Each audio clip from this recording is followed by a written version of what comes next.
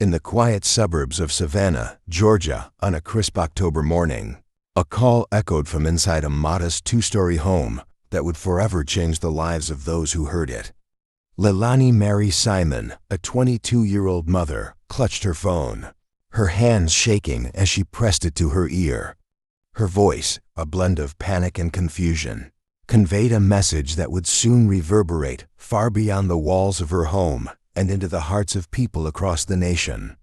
She was reporting the unthinkable. Her 20-month-old son, Quinton Simon, was missing. Quinton, with his bright eyes and cherubic smile, was known and loved not only by his family, but by those who'd seen him toddling around the neighborhood, laughing and exploring as he held his mother's hand. He was the kind of child whose innocence seemed to radiate, an endearing fixture in his family's life, and in the lives of those who had the pleasure of meeting him, if only briefly. But now, his sudden absence turned that warmth into a chilling silence, sparking an immediate response from the Chatham County Police Department. As the words, "My son is missing," spread through dispatch channels, an entire community leaped into action. Officers from surrounding areas joined Savannah police, volunteers began gathering, and the streets soon filled with uniformed officers and neighbors alike, all scouring every corner, every park, and every nearby stretch of woods, searching for any trace of Quinton. Authorities brought in tracking dogs, drones, and search helicopters, deploying all available resources in a mission that grew more urgent by the minute. The chilling thought of a toddler, alone and vulnerable, was unbearable to consider. It sent shivers through the officers and hardened search teams who, despite their experience, knew that cases involving missing children are often the hardest to endure. The streets that had once echoed with Quinton's laughter now buzzed with whispered fears and hushed conversations. A child, no, their child, as he quickly became in the hearts of the community, had vanished, leaving only questions, a void of dread, and a darkening horizon that stretched through the October air. The story hit the airwaves almost immediately. News anchors recounted the details with solemn faces, and before long, Quinton's photo, a snapshot of him grinning, his eyes full of youthful wonder, was on every television and phone screen, his face now recognized across the country. The morning of October 5th started like any other, but by the time the call went through to dispatch, the routine peace of Savannah, Georgia, had been shattered. The Chatham County Police Department responded immediately, mobilizing officers, search dogs, helicopters, and later, volunteers from the community in a desperate effort to locate Quinton Simon. Officers and community members worked shoulder to shoulder, combing through nearby woods, checking under bridges, peeking into every hidden corner, and leaving no stone unturned. They distributed flyers, pasted them on lampposts and in local store windows, while police conducted door-to-door inquiries, hoping someone had seen or heard anything that might lead to Quinton's safe return. For days, this search continued tirelessly. Quinton's image, once only known within his family and neighborhood, became etched into the minds of all who saw his photograph. In those first days, every corner of the city bore his image, a boy with a broad, innocent smile and bright, curious eyes. Neighbors and strangers alike joined the effort, their hope palpable and resilient, as they waited for news with a steadfast faith that he would be found. But as each day ended without any sign of Quinton, the atmosphere began to shift. What had started as hopeful optimism began to give way to silent shared worry. By the second week, the story had gone national. Millions of people across the United States were now watching and waiting, tuning into news broadcasts and reading online updates. Social media channels filled with messages from people near and far, pleading for Quinton's safe return, offering prayers, and amplifying the reach of his photograph to the four corners of the country. His name was spoken by news anchors, shared in households, and discussed in communities hundreds of miles from Savannah. There was a collective hope felt even by those who had never met him that this little boy would come home. Yet, as the days stretched into weeks without any sign of the missing toddler, A heavy, unspoken question began to permeate the air. Those in the community began to ask themselves and each other, could something else have happened? As Quinton's case grew in scale, the whisper of doubt that had started as a private thought now grew louder.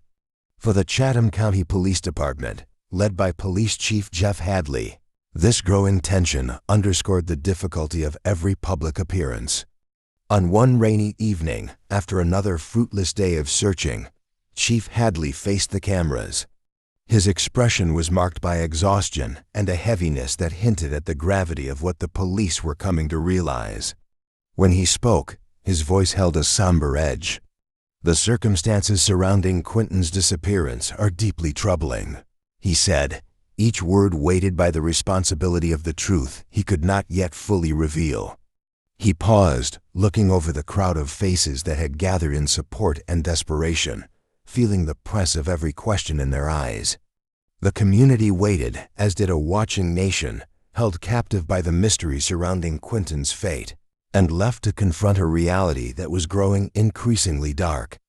As the days passed with no signs or sightings, the sense of urgency in Quinton's case gave way to a darker reality. Less than a week after the toddler's disappearance, a stunning revelation emerged that would leave the community in shock. Authorities held a press conference, their expressions somber, as they delivered the words everyone feared. They believed Quinton was no longer alive. Even more jarring was their announcement that Leilani, Quinton's own mother, was now the primary suspect in his disappearance. The news rippled through the Savannah community like a storm. Neighbors and well-wishers who had rallied to search for Quinton, who had shared his photo and joined in prayers for his safe return, now wrestled with the idea that his own mother might be responsible. As word spread, whispers of shock and disbelief spread among residents. The case that had started as a hopeful search for a missing child had now taken on the chilling air of a potential tragedy, a tragedy made all the more disturbing by the fact that someone so close to Quinton was suspected of causing it. Investigators began to delve deeper into the family's background, seeking to understand the dynamics that might have led to this tragic situation. Their findings painted a picture of a household marked by discord, where tension had been simmering long before the day Quinton went missing. It emerged that Quinton and his older sibling were actually under the legal custody of their grandmother, Billie Jo Howell. Howell had been acting as a primary caretaker, overseeing the children's welfare in a complex family situation that had seen custody arrangements and living conditions change over time. This fact, now coming to light, caused many to wonder about the circumstances that had led to Howell assuming guardianship of her grandchildren. The investigation uncovered further details about the family's fractured relationships. Just a month prior to Quinton's disappearance, Howell had filed an eviction notice with the Chatham County Magistrate Court to remove Leilani and her boyfriend from her home.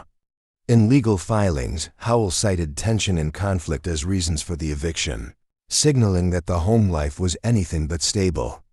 This decision underscored a deeper strain within the family, one that had likely been building for some time and now cast a somber shadow over the entire case. With Leilani now the focus of the investigation, attention shifted sharply. The mother who had once appeared before cameras, pleading for her son's safe return, was now facing serious questions from the very people who had initially been working tirelessly to support her. Detectives began to scrutinize her behavior in the days following Quinton's disappearance, analyzing every word and gesture for clues. Rumors and speculations grew, fueled by the mysterious circumstances of the case and the emotional complexity of a mother's potential involvement. As law enforcement moved quietly but methodically, the community waited, burdened by a mix of horror and disbelief. Behind the scenes, investigators pursued every lead, aware that this case required a level of care and discretion, not only to preserve the integrity of the investigation, but also to respect the immense weight of the situation. On October 21st, after weeks of fruitless searching, the investigation took a dire turn. Following a lead rooted in hours of meticulous detective work, Law enforcement's focus shifted to a stark and forbidding location, a local landfill outside Savannah. It was here, amid mountains of discarded refuse and layers of decomposing waste, that the Chatham County Police Department and the FBI believed they might find Quinton. The task was monumental. Forensic experts, police officers, and FBI agents donned heavy protective suits, their faces covered by masks and shields as they prepared for the search. The landfill stretched for acres, its expanse both daunting and somber. The officers, well aware of the challenges that lay ahead, faced down a grim statistic. Landfill searches have a success rate of only 5%, making it one of the most difficult forms of recovery in missing person cases. Despite the odds, they moved forward with a resolve as unwavering as the October rain that often fell over them. Each day began before dawn. Teams of officers would gather to review the day's goals, standing shoulder to shoulder in the cold morning air, their boots crunching on the gravel-strewn paths leading into the depths of the landfill. They were briefed on the specific sections of trash they would search that day, each layer of waste representing hours, even days, of human refuse that had piled up in the landfill since Quinton's disappearance. To find any trace of him, searchers would need to comb through over 1 million pounds of trash, with each item requiring careful examination. The process was both exhausting and perilous. Landfills are not only vast but filled with potential hazards, rusted metal, broken glass, biohazard materials, and in some areas, even unstable ground. Yet, with each passing hour, the officers sifted meticulously through piles of trash, braving the grueling conditions without wavering. They carried a quiet determination. The task was not just about evidence, it was about finding Quinton. Despite the bleakness of their mission, every team member understood that they were there for one reason: to bring some semblance of closure, however painful, to Quinton's family and to a community still reeling from his loss. As the days wore on, exhaustion weighed heavily on everyone involved. Searchers took turns resting, though sleep seldom came easily. Each person, from the veteran FBI agents to the officers on their first major case, carried the burden of the search within them. The landfill itself became a haunting landscape. At the end of each day, teams would emerge with faces drawn and eyes glazed from fatigue and the emotional toll. Every shift ended in quiet debriefs, where teams recounted their findings, hoping to piece together a picture from the smallest fragments. Finally, after 2 harrowing weeks of relentless searching, their perseverance yielded a heartbreaking discovery. Amidst the rubble and refuse, authorities found what appeared to be human remains. The atmosphere shifted from one of solemn routine to a palpable tension as they carefully preserved the site, marking it off as forensic teams moved in with a precision reserved for the most delicate of situations. The grim silence that followed spoke volumes, the quiet murmurs of officers barely audible over the rustle of protective suits and the subdued footsteps that seemed to echo against the mountains of trash. But finding the remains was only the beginning. The identity of what they had recovered remained unconfirmed, leaving everyone on edge as the remains were sent to the FBI's forensic lab in Virginia for analysis. Back in Savannah, Police Chief Jeff Hadley and his team prepared themselves and the public for the reality they might soon face. Days of agonizing waiting followed as the community held its breath, grasping for hope but bracing for the worst. Finally, on a quiet Monday afternoon, the confirmation came. Preliminary tests conducted by the FBI Forensic Lab provided what Chief Hadley would later call a heartbreaking confirmation. The remains were human, and all signs pointed to them belonging to Quinton Simon. Chief Hadley addressed the press with a heavy heart, his voice resonating with the grief felt by his department and by a community that had come together to search, hope, and grieve. The confirmation marked the somber end of an excruciating chapter, one that had seen law enforcement face impossible odds in one of the most challenging search environments imaginable. On that same Monday afternoon, news broke that would forever alter the lives of those who had been following Quinton's story. After weeks of investigation, exhaustive searches, and mounting evidence, Leilani Simon, Quinton's mother, was formally arrested and charged with multiple crimes, including felony murder, concealing the death of another, making false statements, and filing a false report of a crime. The charges brought a wave of shock and sadness to the community, casting a chilling light on the tragedy that had captured national attention. As officers moved to take Leilani into custody, neighbors and onlookers gathered outside her home, many standing in stunned silence, others holding back tears, while some whispered their disbelief. When she was escorted into the police car, her expression was subdued, her face a blend of resignation and weariness. The reality of her charges settled like a heavy fog over the people watching, who could barely comprehend that the person they had once seen pleading for her son's safe return was now accused of taking his life. Leilani was quickly transported to the Chatham County Detention Center, where she would await her bond hearing. The police had decided not to hold a public procession to the jail, wanting to respect the community's emotions and prevent unnecessary public spectacle. The announcement of her arrest came directly from Chatham County Police Chief Jeff Hadley, who addressed the media with a heavy heart. "Today is a day of sadness and resolution," he began, his tone reflecting the gravity of the situation.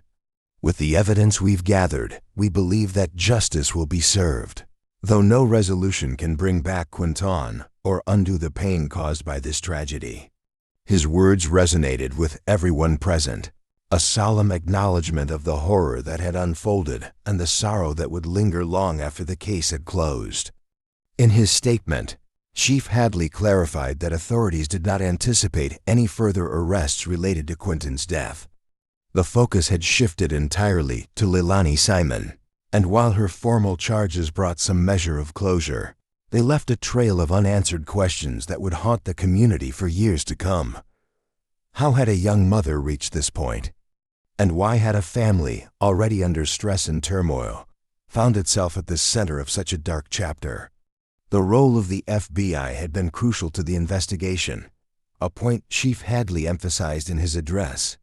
With every step, the FBI had worked alongside local law enforcement, offering advanced technology, forensic expertise, and specialized agents accustomed to handling complex missing person cases. The agency's resources had been instrumental in locating Quinton's remains and piecing together evidence that led to Leilani's arrest.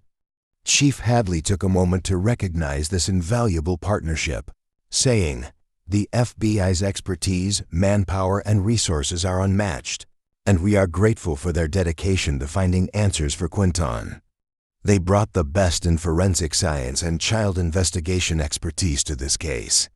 The gratitude in his voice was evident, his words underscoring the enormity of the task the agencies had faced and the coordination required to bring the case to its grim resolution. Together, they had endured weeks of intense investigation, braving the grueling landfill search, unearthing each detail, and tirelessly working toward a heartbreaking truth. Chief Hadley's message was clear. While nothing could undo the loss, they had done everything in their power to ensure that justice would be served. For the people of Savannah, Leilani's arrest marked the end of a harrowing saga, but left them grappling with a sense of betrayal, sadness, and profound grief. Parents held their children a little tighter that evening, and conversations in the community were marked by disbelief and solemn reflection. Local churches organized vigils, inviting neighbors and families to gather, light candles, and pray in memory of Quinton, a gesture meant to honor the young life that had been lost too soon and provide solace to those left behind. In a town filled with once hopeful hearts, Quinton's memory became a symbol of innocence and of the community's commitment to stand together in the face of tragedy. In his final statement to the press that evening, Chief Hadley expressed a sentiment that echoed the thoughts of everyone involved in the investigation. "To all of you who believed in us, who waited and hoped with us, who had faith in our pursuit of justice, we thank you. We honor Quinton's memory today, and we remember that, even in the face of darkness, our community can still come together to stand up for what is right." This is for Quinton. In the aftermath, Chief Hadley took a moment to acknowledge the dedication of his officers and the unwavering support of the public. The entire Savannah community, along with countless others across the nation, had kept faith in the investigation, despite the odds and the painful truth that was slowly emerging. Local churches held vigils in Quinton's memory, as strangers gathered to offer comfort and prayers for a child they had come to know only through news stories and photos. One resident who had followed the case closely summed up the sentiments of many. "We don't know why things happened the way they did, but we all felt a connection to that little boy. He was one of ours." The tragic case of Quinton Simon now serves as a somber reminder of both the fragility of life and the lengths to which a community will go to protect its most vulnerable members. As the police department, FBI, and the people of Chatham County finally laid this case to rest, they also sought solace in the belief that justice, however painful, had been served.